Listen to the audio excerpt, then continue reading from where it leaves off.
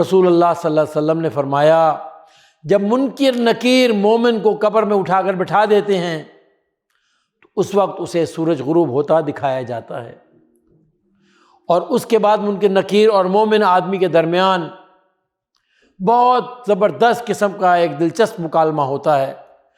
منکر نکیر سوال کر رہے ہیں کہ جو شخص تمہارے پاس تمہارے درمیان بھیجے گئے تھے ان کے بارے میں تمہارا کیا عقیدہ ہے؟ مومن جواب دیتا ہے ذرا ٹھہرو، پہلے مجھے نماز پڑھنے دو۔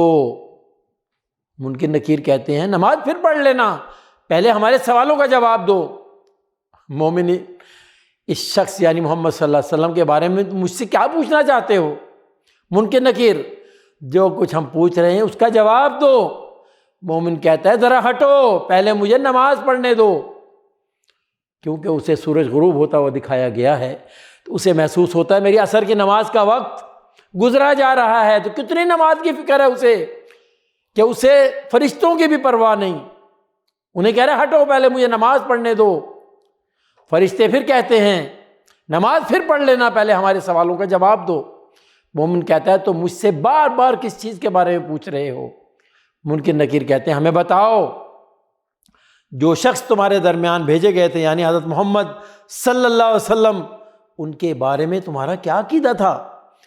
مومن میں گواہی دیتا ہوں کہ محمد صلی اللہ علیہ وسلم اللہ کے بندے اور رسول ہیں، اور میں گواہی دیتا ہوں کہ وہ اللہ کی طرف سے حق لے کر آئے تھے۔ منکر نکیر تم نے اسی عقیدے پر زندگی گزاری اور اسی پر مرے، اور انشاءاللہ اسی پر قیامت کے روز اٹھو گے۔ اللہ اکبر۔ ناظرین کرام، مومن آدمی کی باہمی گفتگو کے الفاظ غور سے سنیے اور پھر اندازہ لگائیے کہ ایک طرف نامانوس غیر انسانی مخلوق، ڈراؤنی شکلیں، کڑکتی گرجتی آواز، تنہائی، تاریکی، بند جگہ، اور دوسری طرف نمازی کی یہ شان کہ گھبراہٹ کا نام و نشان تک نہیں، گفتگو میں اطمینان، وقار، اس غضب کا جیسے کسی آقا کے سامنے اس کے نوکر کھڑے ہوں جو بار بار کچھ پوچھ رہے ہوں اور آقا ان کی پرواہ کیے بغیر کسی دوسرے کام میں، کسی دوسرے اہم کام میں مگن ہوں۔ سبحان اللہ۔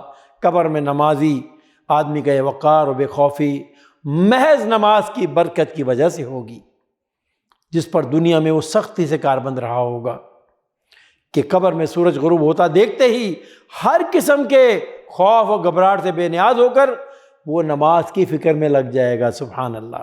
اور فرشتوں کے بار بار اصرار کرنے کے باوجود ان کی طرف کوئی توجہ نہیں دے گا۔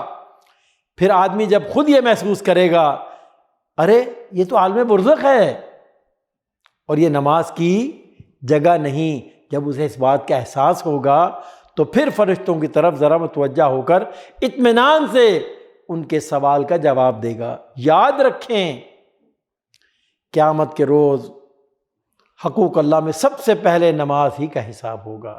اللہ رب العالمین کی بارگاہ میں دعا ہے کہ اللہ ہمیں نماز کی اہمیت اور اس کی فضیلت کا ادراک عطا فرمائے۔ آمین یا رب العالمین۔ وصلی اللہ علی نبینا محمد۔